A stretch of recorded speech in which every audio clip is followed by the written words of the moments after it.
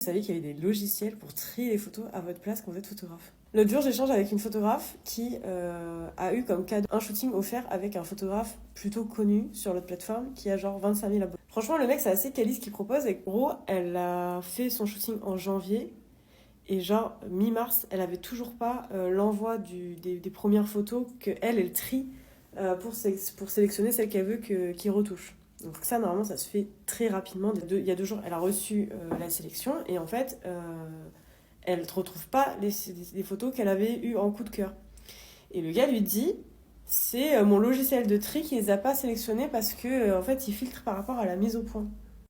Là, du coup, j'apprends qu'il y a des logiciels de tri. Tri, le choix, la sélection, bah tout ça, ça fait partie de l'essence même d'être photographe. Si tu le délègues à un ordinateur, tu n'es plus photographe en fait. Enfin, dans le sens où en plus, on s'en fout du point en vrai. Des fois, il y a des photos qui sont floues, qui sont magnifiques. Enfin, je sais pas, mais ne pas faire cette étape, je trouve ça hyper dommage.